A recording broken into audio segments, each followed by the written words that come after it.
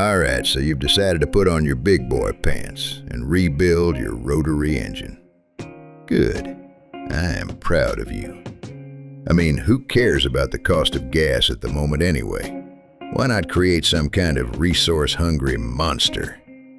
Don't worry, cutting side seals is easy when you know how. And the reward for your efforts is consistent compression across all 3 rotor faces. So Red over here in New Zealand has all his motor parts cleaned up. A little too clean for my liking. But whatever. Cleanliness is next to godliness, they say. Assuming you've checked your eccentric shaft for runout and that it's straight, and like this rotating assembly, yours has been balanced, or at least has matching rotor weights. In Red's case, we have a C and a D weight, 42 grams apart in weight. So the C weight rotor has been lightened within 2 grams thanks to HPE Auto in Christchurch. Enough jibber-jabber. Set yourself up with one side of a rotor and some good light. Personally, I like to start with the front of the front rotor. Install your factory Mazda side seal springs, followed by some new corner seal springs. The later model FD flat metal style corner seal spring are a popular upgrade. The original early 80s wire type spring is a little more precarious looking and don't handle heat as well. Next, you'll have to choose what type of corner seal you want to install. In the case of this 12A build, running early 70s 3B irons, which don't have nitriding hardening.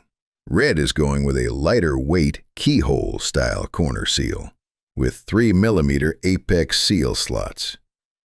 These corner seals have an additional rubber insert that helps with sealing. But if your goal is to have a rev limit higher than 8,000 revolutions per minute, then a stronger, solid-style corner seal might be a better option. Corner seals should fit snug. Checking inside the rotor's corner seal groove for tolerance isn't a bad idea. 11 millimeters, so with those corner seals in, we can start measuring and cutting down the side seals. Note, unless you are buying pre-cut RX8 side seals, there are 2 different ends to a Mazda side seal. One end clearly has a sharper angle and is the end Mazda recommends cutting. So that is where you should start with at least. Before we move on, why don't you go ahead and click that like or subscribe button. Red just marks the material that he is going to cut off and remove the bulk of the painted material with some 120 grit sandpaper. Think soft hands, being super carefully not to warp the factory concave shape. Simply start grinding away at that painted material until it gets close to the desired size. Then move around to the other 2 side seals. And so once you've got all 3 side seals down to close to tolerance, Red moves to this jig I've arranged using a drill press and an old cut-up rotor. Fitted with an 11 mil grinding stone inside the corner seal hole. The goal is to get the correct radius against the corner seal for a healthy, high compression seal. Slowly cut and measure until fitting a .03 to 0.5 millimeter feeler gauge through the gap before moving around to the other 2 seals on the rotor face, before really dialing in the desired tolerance. For this naturally aspirated build, Red is gunning for 3,000 of an inch, or .08 of a millimeter. So once you can fit a .07 millimeter feeler gauge through the gap with a little bit of resistance, he is usually fairly happy. Mazda's factory specs are pretty loose, 0.05 to 0.15 millimeters.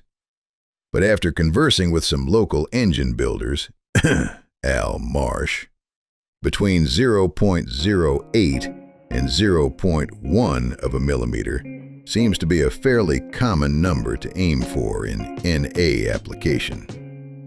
Turbos generate more heat and require a larger tolerance. For naturally aspirated rotary engines, some go tighter than what Red is targeting. But the amount of compression you are gaining is minimal versus the risk of the side seal binding up and scratching up a side plate, or plates. Once all three seals have the same ideal tolerance, we can pack them up into an organizer. Pop out the side and corner springs and flip the rotor to cut the next three. Then you are halfway. Nobody said this would be easy, right? Or did I say that at the start? My bad. I really should have managed your expectations a little better. Anyway, once you've finished all 12 side seals, you'll want to give those rotors a jolly good clean. But it will be way past your bedtime, so maybe save that job for the morning. So for now, just close your eyes and imagine the racket this bad boy will be making once bolted together.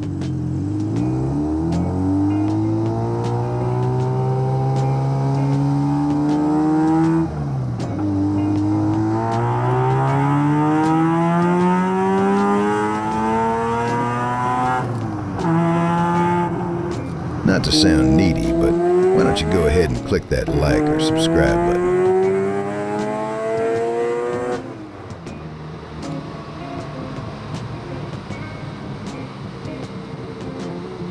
Next on the workbench, we have an RX-7 Nikki 4-barrel carburetor. Red scored off Marketplace for $60.